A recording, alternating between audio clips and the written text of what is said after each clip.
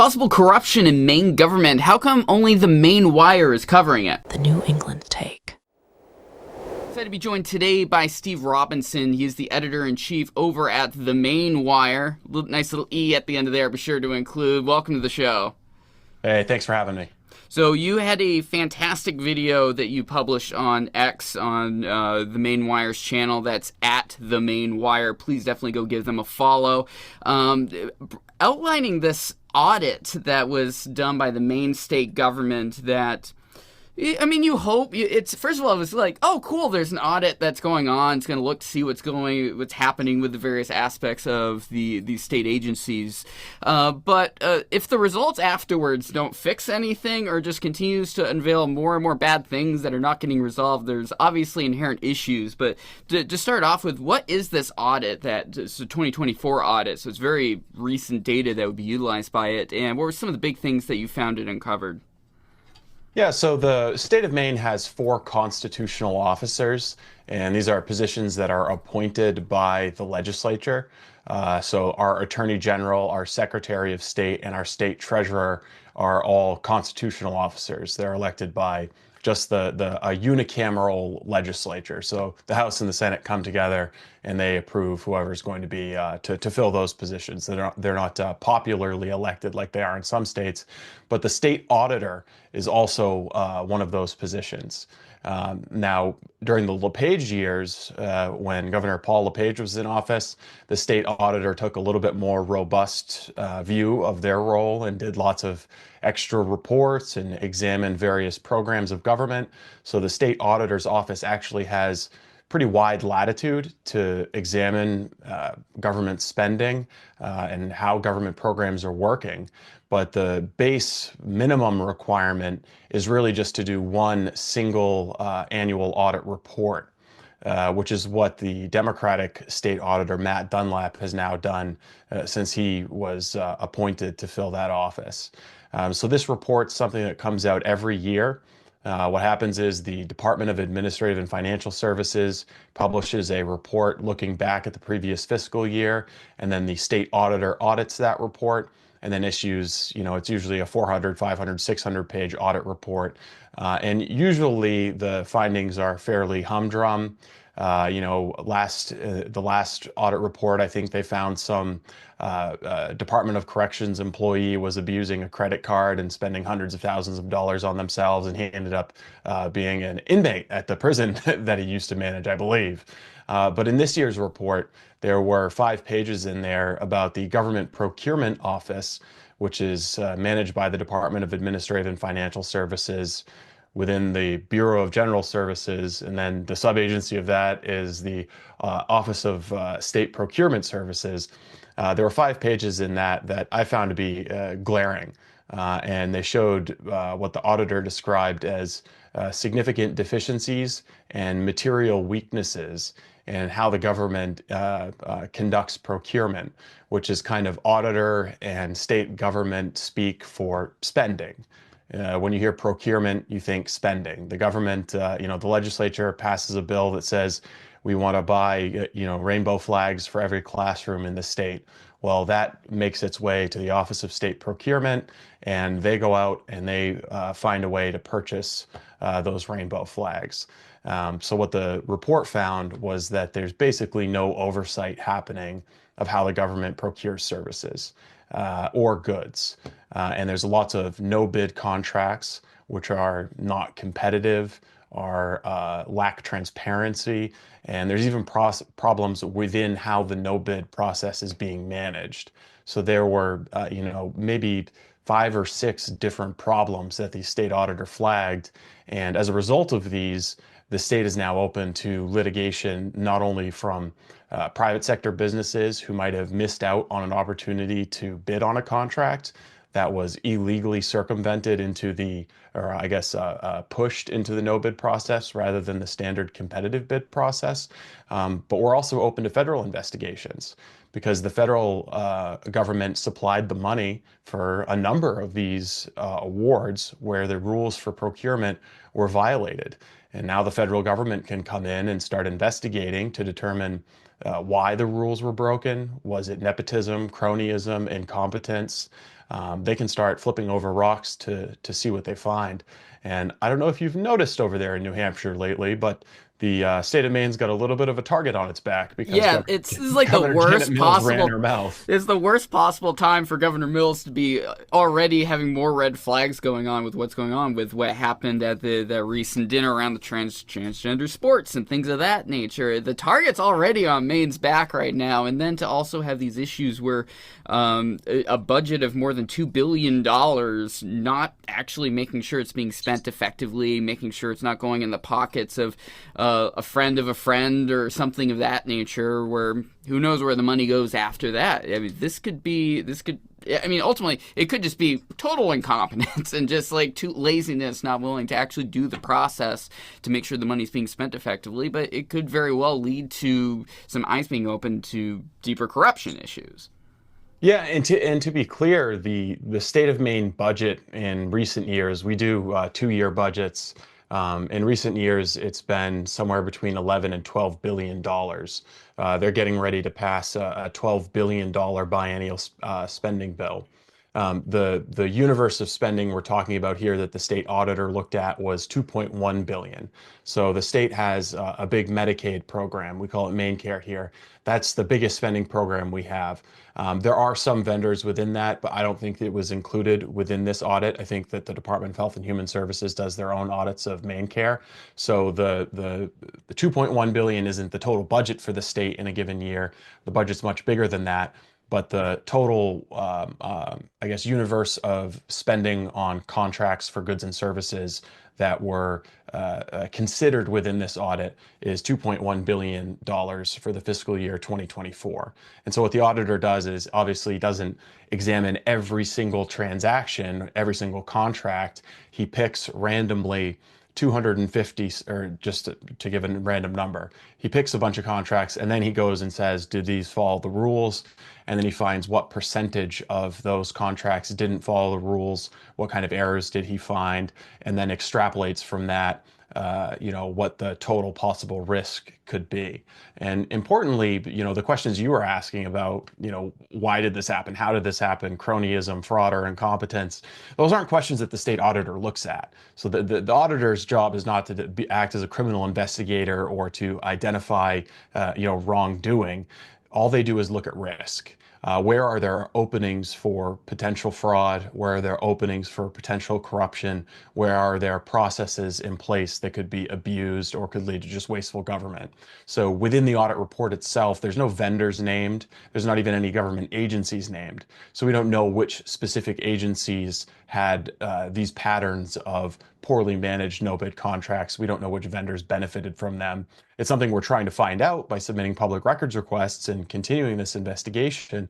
But one other thing that emerged from all of this is that the state government right now can't even tell you how many active no-bid contracts it has. They just don't have that ability.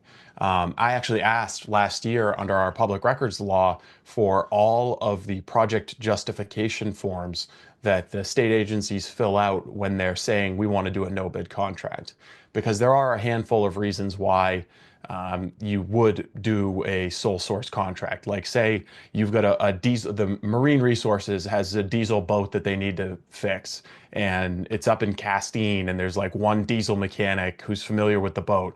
Okay, so you just bring it right to this guy rather than going through the whole competitive bidding process. We understand that. But even when you do that, you fill out the project justification form, and the form can be as simple as like, Rusty's the only guy who knows how to fix this boat, so we're going to bring it to Rusty. And somebody signs off on it and says, okay, that's cool. But when we asked for all of those project justification forms, just to try to do a high-level overview of how the government is spending money when it does use this no-bid process, the Department of Administrative and Financial Services came back to us and said, sorry, we can't fulfill this request. And I forget what excuse they gave me at the time, but I was a little bit in disbelief. Now, as a result of investigating around this audit, I've learned that it's because the department doesn't even know. The department does not have the ability to tell you how many no-bid contracts are currently active in the state of Maine. They don't even have the ability to query a database of no bid contracts and tell you that the Department of Education or the Department of Inland Fisheries and Wildlife are responsible for more of them. They have no ability to conduct basic oversight of the no bid contract process, and you have to wonder if that was by design. It seems like it's a lack of transparency and a huge gaping wound that could be exploited if you were a government employee looking to hand some contracts to your friends or maybe a lobbyist who's promised you a job in the future. It's a big problem. And as you said in your opening, it's kind of strange that the Maine Wire seems to be the only outlet here in the state that's interested in it. Yeah, it's a quick Google search, and I'm like, oh, WGME sort of kind of wrote about it a bit. It's not very specific when it comes to anything that's in there. This should be a national story. I mean, this is a one of the 50 states. Anytime we hear about things when I don't know, Texas or Florida has any sort of issues like this, it really comes across like partisanship. And maybe it's not. Maybe it's too early days or something like that, and they want more data. But it doesn't come across that way when you see the fine tooth comb that the red states that really were very popular during the Trump election are getting constantly harangued. Well, I'm old enough to remember back when Governor LePage was in office, he hired this consultant to come in and do an analysis of Maine's welfare program. It was called the Alexander Report.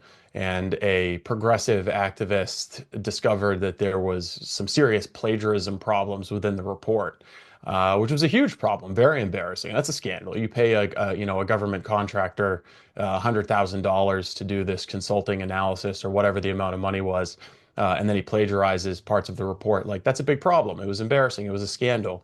But the newspapers covered it for 6 months. Like, it was the most important thing that had happened. It was the amount of news attention that this got was insane. I think the guy who discovered it actually wrote a book about it. This is how big of a scandal it was. But we were talking about a consultant who got a couple $100,000 for his firm to do an analysis of the welfare program and copy and pasted a few lines from a report that he did on another state.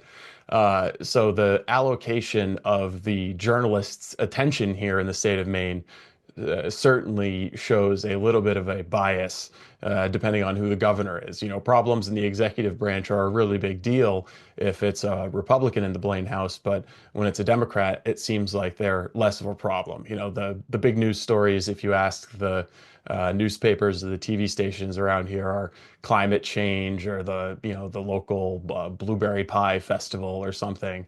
They don't have a lot of attention for something like this audit. And part of it also, I think, is the way these audits are written. They're written by accountants. I don't know if you know any accountants or if you're familiar Well, with the way they write, but I'll send you my day job after this. And yeah. yeah, I'm well aware of So, that. like I've got the audit right here. I can read you some of the things that hold on a second.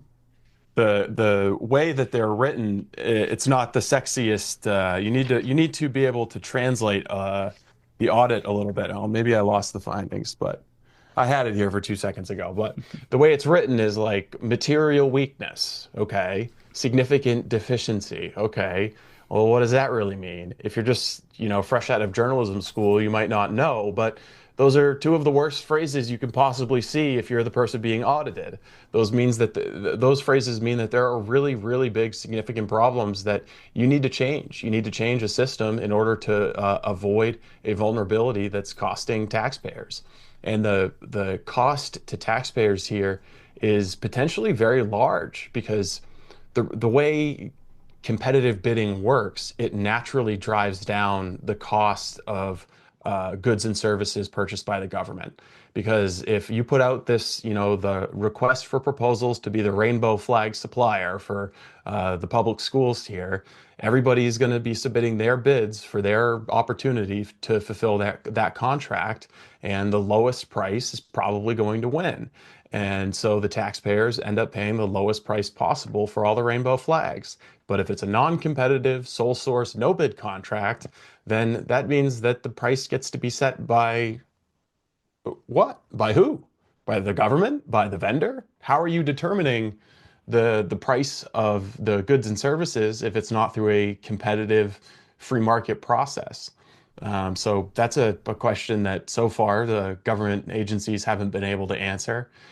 We have found a couple of these no bid contracts. We've reported on them over the years, and we found one where the Department of Education paid the Portland Press Herald close to $120,000 to publish some advertorial content in the newspaper about how great the public schools were. That was done through a no bid contract. I don't know why that was a no bid contract, considering there are other newspapers in the state. My outlet, the Maine Wire, could have just as easily have published propaganda. I mean, we could have bid on the opportunity to publish government propaganda. Sure, why not? For $120,000, I'll throw your propaganda up online, and I bet you I can get more eyeballs than the Press Herald did. And we found another example after the Lewiston shooting. There was a commission formed to investigate that. And the Mills administration, for some reason, paid a PR firm $95,000 through a no bid contract to do PR for the commission investigating the Lewiston shooting. Seems like maybe that $95,000 could have gone to use paying the annual salary of a cop in Lewiston. Yeah. Seems like the $120,000 spent on propaganda, puffing up the state's public schools. Maybe you could have spent that on, I don't know, the schools. The test scores for the schools are really, really low. Maybe let's not spend money on public relations firms. Maybe let's spend money on just having better schools. Yeah, definitely. Ugh, it's just terrible. It's just so bad. I mean, people are freaking out about what's going on here in New Hampshire with what's going on with our new governor, and trying to start to hopefully take steps to reduce the amount of costs for various aspects of our government, and then to see, oh, right next door, this going on is atrocious. But Oh, you guys have it good. we're so lucky. Don't ever take your foot off the accelerator, Yeah. because you can't sleep for a second because things can turn on a dime, but you guys have it good. New Hampshire's paradise compared to what we're dealing with over here in Maine. I mean, this whole procurement thing and no bid contracts process, believe it or not, it gets even worse. It's even dumber, okay? So they're required to make these project justification forms public when they're going to do a no bid contract. So there's this obscure website where they'll list all of the no bid, they're called notices of intent to waive competitive bidding, or NOIs. And they'll list those for a period of 7 days, and that's it. On day 8, it disappears. It's still up on a government server somewhere. It's still online, but they don't give you a way to search for it, and it's no longer archived. So unless you've captured the URL for it, you'll never be able to find it again. And it's almost harder to rig the website so that the no bid contract forms disappear than it would be just to keep them continuously archived. So as a journalist trying to cover how the state is spending money through non-competitive processes, you have to check the website every 2 or 3 days, or you're going to miss something. It'll just disappear off into some government server. And it's, again, you scratch your head and wonder, well, why would you design a system like this? Is this incompetence, or are they actually trying to hide stuff? Snapchat democracy. Like, no. That's what it is. That's a Snapchat spending. They've got the auto delete set on these no bid contract forms. But yesterday there was a legislative hearing for a bill that Representative David Boyer has introduced that would require them just to make the simple change of not doing that, just like leave them up on the website so people can see them and people can inspect them and see how the government's spending money on no bid contracts. And I was listening to somebody from the department talk about how much work this was going to take and what a burden it would be, and there's going to be a cost to all the government labor involved in doing this. And I was like, you know what? I got an idea. And I took all of the URLs from the no bid contracts that we'd archived in our reporting over the years, and I put them into Grok, the large language model that's part of X, formerly known as Twitter. And I asked Grok to see if it could recognize a pattern in the naming convention for these URLs, because I was guessing that the PDFs, if they're still online for these contracts that we've looked at in the past, maybe all of those former no bid contracts are still online somewhere. We just don't know how to find them. And so it the Grok, I guess, guessed or determined the naming convention pattern for these contracts. And I wrote a Python script to automatically scrape the government's website searching for each domain, and if it detected a PDF, to automatically download it. And so in 2 hours, I downloaded 1,700 no bid contract justification forms that you can't find anywhere else online. And now it's my intent to publish a website that just lists all the no bid contracts for people to see for themselves. And I'm sure the state in response to Boyer's bill is going to come out with a fiscal note on it saying it's going to cost them $250,000 to do what I'm about to do for free in 48 hours. Yeah, it's friggin' 2025. Like, everyone's got a website with a file. Like, Drupal does all this for you. Just don't remove it afterwards. It costs nothing for web storage, and it's not like these are like terabytes of video. It's PDFs at worst, and it's just the desire to hide shows even worse than anything possibly that's going on, most likely. But their lack of willing to show transparency and goodwill to the public in general with regards to what they're doing is terrible. I mean, we see it. Once again, New Hampshire, very fortunate for the most part when it comes to a lot of it. A lot of stuff is publicly posted here in New Hampshire. But when you get down to local jurisdictions, not so much. We've had big issues here in the city of Concord with a lot of things like that. And everyone just assumes, like, I don't know what these slime balls are doing over there at the school board, for example, because they refuse to release information on large projects. Sunlight is the best disinfectant for your own ability to not look corrupt in this situation, it seems like. Yeah, I mean, I think we're seeing it at the federal level with Elon Musk and Doge, the Department of Government Efficiency. And given what's happening at the federal level, why wouldn't it be happening at the state level? It seems like the no bid contracts and the Medicaid program here in the state of Maine are basically our version of the USAID program, where you get this huge bucket of money appropriated to fund something that, it's got a nice, pleasant sounding name, the department to encourage, or the project to encourage love in public schools or something. But it ends up being just a slush fund for gender and women's studies graduates who can't get a job elsewhere. It's the friends of people in the administration are getting these no bid contracts, or preferred NGOs are hooking into Medicaid to make a bunch of money. It ends up being that, a huge amount of spending that's being taken out of working people's paychecks is just being redirected to reward people for services that are probably not a prudent use of government money. If you were able, again, we're about to pass, all told, a state budget for 2 years that's going to spend $12 billion. When Paul LePage was in office, those biennial budgets were like $7 or $8 billion. And you cannot tell the difference between the state when they're spending $8 billion versus $12 billion. There's no difference, except for maybe things have gotten worse over the last 6 years. But everyone is wondering, where'd the money go? We're spending so much more money. And in addition to that, the Biden bucks came in to the tune of $15 billion, and nobody knows where that money went. The roads aren't any better. The schools aren't any better. The cities have homeless camps that are basically open air drug markets. And there's no measure of political science or social science yet conceived that you can use to show that Maine has gotten better over the last 6 years, despite the increased level of spending. And now maybe this state audit has helped answer the question everyone's asking: where'd the money go? Well, no bid contracts. It pays to be a good friend of the Democrats in charge, I guess. All right. So if anyone wants to check out the Maine Wire, where should they go and what should they expect?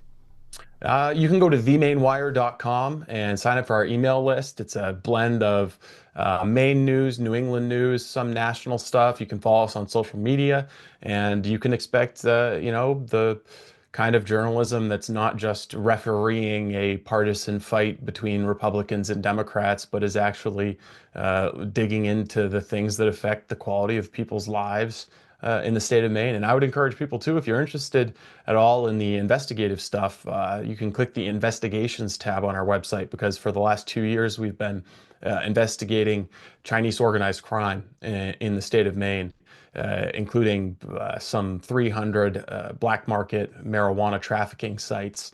And we've made a 90-minute documentary about that that'll be coming out pretty soon. And if you don't think that that same thing's happening in New Hampshire, you're kidding yourself. It's happening in New Hampshire, Massachusetts. It's coming to Ohio. And we're hoping that the documentary, it might be a little bit too late for Maine at this point, but we're hoping that the documentary serves as a warning to other states that are about to end the prohibition of cannabis, about the deleterious consequences that could come if you don't do it in the right way. Steve Robinson, editor-in-chief of the Maine Wire, thanks so much for joining me. Hey, thank you. NewEnglandTake.com to get more from the show. If you're watching us on YouTube, where you definitely should be watching the show, please be sure to like and subscribe down there. I'll put links to everything down below for the Maine Wire, the video regarding the audit that was on X, as well as the article on themainwire.com. Please be sure to follow them, as well as the New England Take on all major social media platforms. We'll talk to you soon.